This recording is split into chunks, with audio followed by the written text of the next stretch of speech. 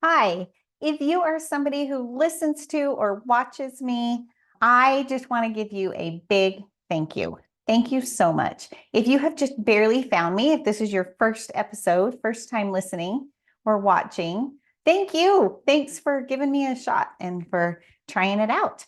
And I really appreciate your support.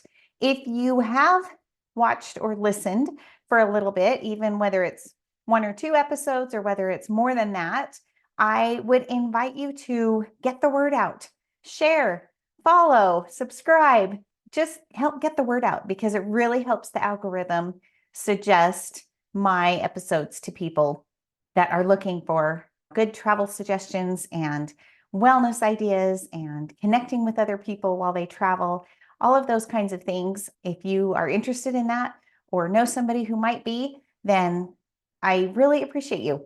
And I love you for sticking with me and coming along on this journey. Now, today is super exciting because today is my 100th episode.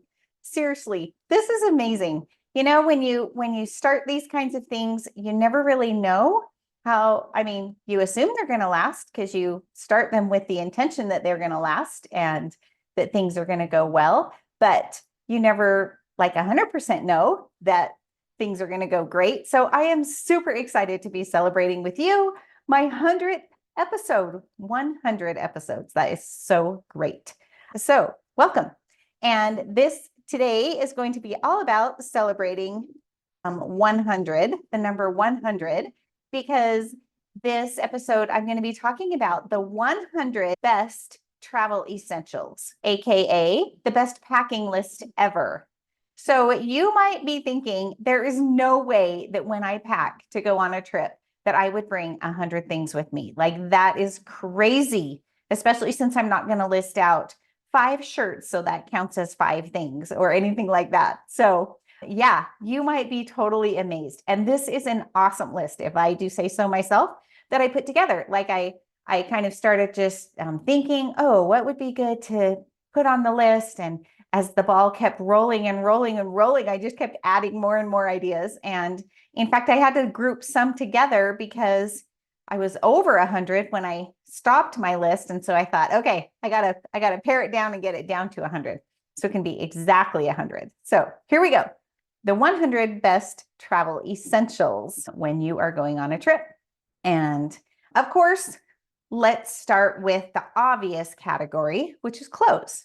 So some of these I will just be reading off the list and some I will be making commentary on. So let's just jump on in so that we're not taking all day and all night to get through this 100 list. Of course, you're going to want to pack daytime pants or jeans, dressy pants or jeans. Sometimes this applies to, both men and women if you're going to be dressing up in the evening for a nicer dinner.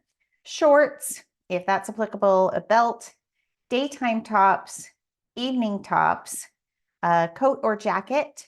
Even if you are going to a location that is hot and tropical and like there's no way that it's going to be under, I don't know, 75 or 80 degrees, you still may want a light jacket in case of the rain, or a big one is on the airplane. Sometimes planes are cool, and so it's nice to have just a light sweater or jacket.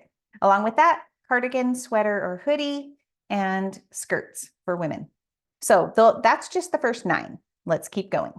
We've got dresses. We've got pajamas, underwear, bras, socks, swimsuits, and workout gear and sports bras. You see how I like lumped workout gear and sports bras into number 16? Because I wasn't going to say workout tops, workout bottoms, workout shoes, workout this, that, and the other, right? Because that would make my list too long. So there we go with the clothes. And that's all pretty self-explanatory. Let's jump into the shoes category. Now, shoes are always a tricky one because they're heavy. And you don't want to pack like 10 pairs of shoes because they're just going to take up so much space and so much weight. And so it's rough, but it's hard to get around the idea of how many shoes do I pack for every event. So a good pair of sandals is often a great option. Shoes for evening, Sometimes they don't need to be dressy. You can sometimes find one pair of shoes that kind of will be dressy-ish, but also comfortable. So they can kind of get both categories. Number 19 is tennis shoes or comfortable shoes. Usually when you are on vacation, you will need some kind of comfortable shoes. If you're just only going to be lounging by the pool or the beach and walking to a restaurant at an all-inclusive resort or on a cruise ship or something like that, and that's really all the more movement you're going to do on your trip, you may not need to bring tennis shoes or comfortable shoes. But a lot of people, they do want to do at least some excursions, and even if you are mostly sedentary on your relaxing vacation. So boots or short boots, those can double as something that's a little warmer, but also they can be a little bit more dressy for evening if you're going to be in a climate that is not super hot and tropical. And then of course, flip-flops, slides, or water shoes, whatever you need for that. Okay, let's move to accessories. Accessories, we are talking sunglasses, hair accessories, hats, jewelry, bags, or day packs. I think it's always a good idea to pack an empty bag or day pack, or you bring a bag or day pack as a carry-on on the plane, and then empty it out and fill it up with the stuff you're going to use actually to go out and the stuff you'll need. A steamer or iron, a lot of times those are not provided. Sometimes they are, sometimes they're not. Gloves or scarf if it's going to be cold, contacts or glasses, a watch, those are all good accessories. So what about toiletries? So we're already on 31. Can you believe it? Number 31 is a toothbrush. I'm not going to number all of these. I'm just going to go through them. Toothbrush, toothpaste, mouthwash, face wash or skincare products or a hairbrush, a comb, shampoo and conditioner. Sometimes those are provided, sometimes they're not. And if you are unsure of the quality and you would like a certain quality, then sometimes you want to bring a certain quality. Sometimes only shampoo is provided and not conditioner. So you may need to bring conditioner if you're used to that. Body wash or body soap, a loofah, and a shower cap. Those are all in the toiletries department. More toiletries: razor, deodorant, perfumes, lotion, feminine products, makeup remover, hair products, a flat iron, curling iron, and blow dryer. I put that all in one. So that is number 50, flat iron, curling iron, blow dryer. Lip balm, mirror, nail clippers, and nail file. So all of those things are pretty self-explanatory, whatever you need for kind of your routine of getting ready for the day or going to bed at night, or just kind of having on hand like nail clippers or things like that. Okay, now let's move to the electronics category. The electronics category includes your phone, your laptop or iPad, camera, if you're bringing a separate one from your phone, a phone charger.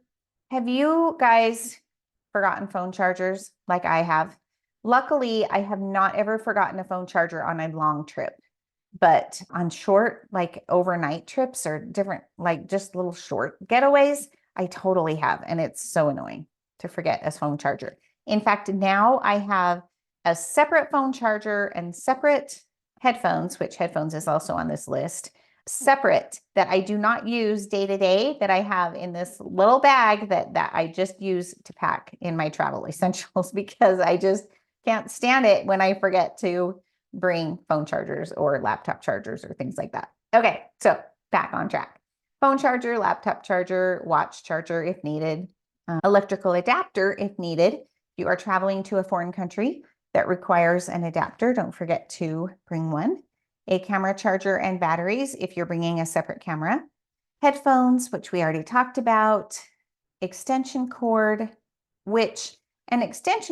so I put extension cord, but sometimes you want to bring like a little, instead of a whole long cord, more like a surge protector type of extension. Especially I find on cruise ships, that can be a thing, because especially if the cruise ship is, a little bit older, it doesn't even have to be like a super old ship, but if it's a little bit older, sometimes they don't have as many outlets as we need. And sometimes hotel rooms don't either have as many outlets as you need, especially outlets by the bed. I think that's kind of annoying to not have outlets when you want them right by the bed, if that's where you're used to plugging things in. So you may want to have one just on hand to bring along with you.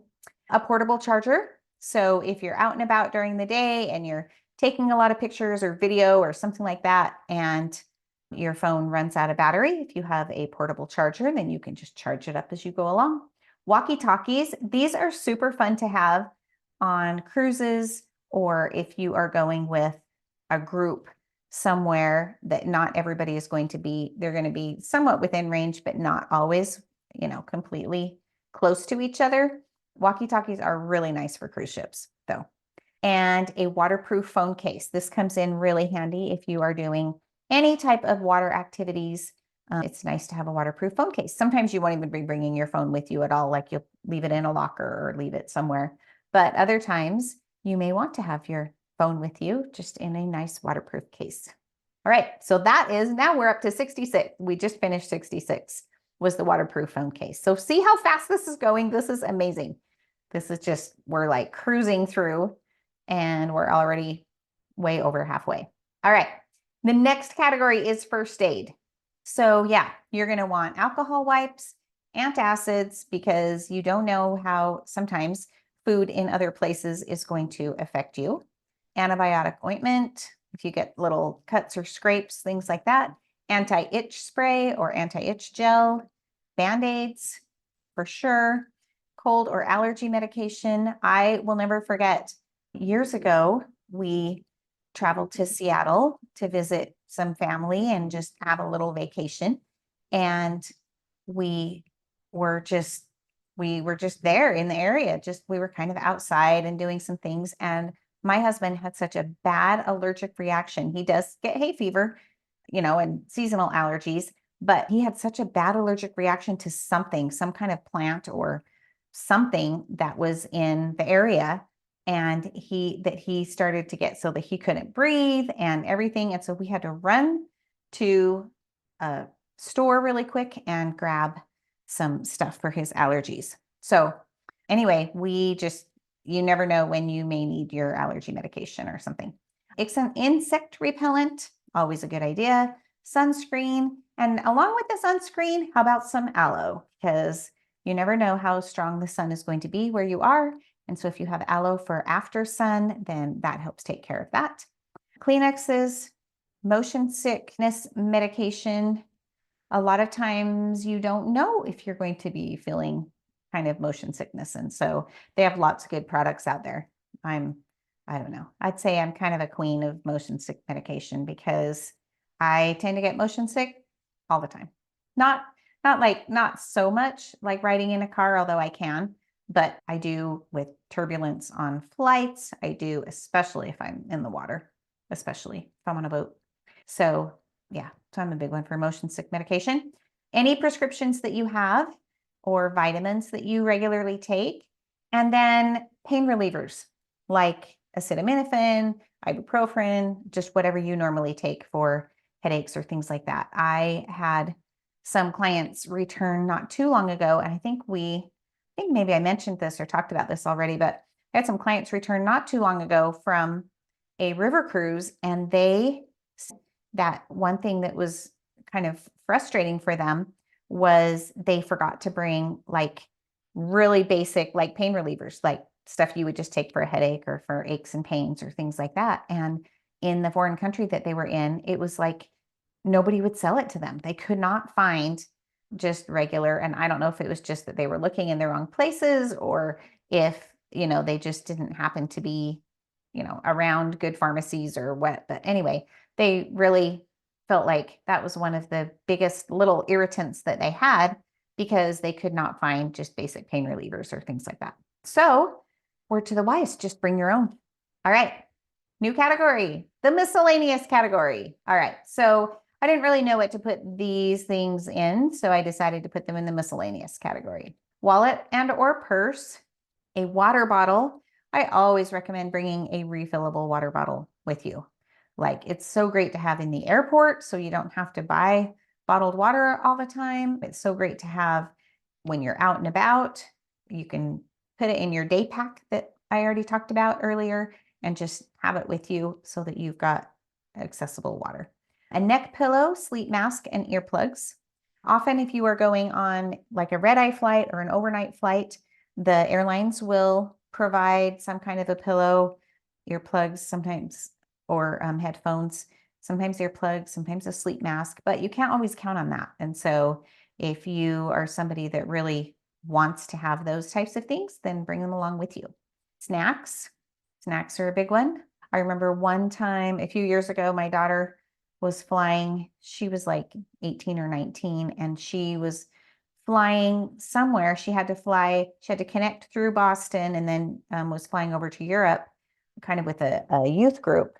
And so she was going on her own the first part of the trip, and she completely forgot to bring her snacks with her. And she wasn't with anybody else during that part of it that she knew. And so she was sitting there in the airport and she was starving, and it was, nighttime. It was a red-eye flight over to Boston, and she was just starving. And she called me and she's like, I can't believe I forgot my snacks. I always thought that there would be something open in the airport that I could buy, and there wasn't anything open that she could buy. And anyway, so she, of course she survived and made it, but that was just a big nice little learning event to bring snacks with you. Don't forget. Books are always a good idea, whether you have books on your electronics or actually bring paper books. An umbrella can be good for sun or rain, a laundry bag, a lint brush, and a sewing kit. So those are all. Now we're up to 88. Can you believe all the things that you never even realized were going to be packed into your bags on a trip? And we're already up to 88 things. Okay, the last set of things that we're going to talk about is important documents. And this will get us to 100. So a passport or visa, whatever you need if you are going out of the country. Then the next thing is driver's license or ID. So if you are under 16, if you are, not old enough to have a driver's license, then usually traveling with parents, you don't have to worry about traveling with ID, other than sometimes you do have to travel with a birth certificate, but that's usually not a thing. So plane tickets, if you're going to be riding trains, you'll want your train tickets, hotel reservations and details about the hotels that you might be staying in, tickets or details to your pre-booked excursions, an emergency contacts list for people to get a hold of, just so you know, like, who to get a hold of. There's an emergency. How about this one? Color copies of your passport and ID. So this is a great suggestion for anytime you are traveling, because if you were to lose or have stolen your passport or ID, like your driver's license, then you would have a way easier time getting it replaced, figuring out what to do next, if you have a color copy of it kept somewhere else. So in some cases, you may even be able to use that as, a backup. So your travel insurance details, have that with you. Most travel insurance policies come with like an 800 number that you can call, and a hotline that you can check with them if you need that. Make sure you keep the schedule of your itinerary with you, any credit cards that you are bringing. And so that is number 100, is cash or money that you are bringing with you. So hopefully this was a good list. I know that just listening to it, it's not like it was going to make like a huge difference in your life. But if you would like a copy of it, I've got a copy all made that I would be happy to email you. Just send an email to me. My email is barbara@sweetdreamstravel.net. And remember, the suite is like a hotel suite, SUITE. So feel free to email me if you would like a copy of that list. I'd be happy to send it to you. And then you can kind of just have it as a backup when next time you are packing, and you won't forget anything. So happy 100th episode. Thank you so, so much for supporting me in this journey to help you travel better and be more connected and more healthy. I hope that you enjoy some of them. I know that my episodes are all over the place, and so some will directly apply to you and some you may not be as interested in, but that's kind of the nature of life in general, right? We just kind of have to find what fits us best. So Don't forget to follow or subscribe, share my episodes. That would be super great to get more followers and more people finding out about me and about, what we do. So I love you guys for spending time with me. Thank you so much for being here and for your support. And we'll talk to you in a couple of weeks. So before I sign off, I just wanted to mention, if you live in the Salt Lake City or Davis County area in northern Utah somewhere, you are invited to come to the 2024 Business Expo. It is sponsored by the Davis Chamber of Commerce, and it is Thursday, April 18th. I'm going to be there. I'm going to have a booth there. So come support me and see me. But it is seriously the largest business networking event in northern Utah. Free to the public, absolutely free. It is April 18th, like I said. They're having a kickoff party. If you want to come to the kickoff party, that starts at 1:30. And if you come to the kickoff party, everybody who comes to the pre-party, you get to be entered into a drawing to receive one of 25 lifetime coolers. So that's at the party, which is 1:30 to 2. But if you just want to come sometime over to the expo and browse through all the different business booths that are there and see everything that's there, it's going to be really fun. It is from 2 to 6 p.m., the regular, just the booths and the expo that's there.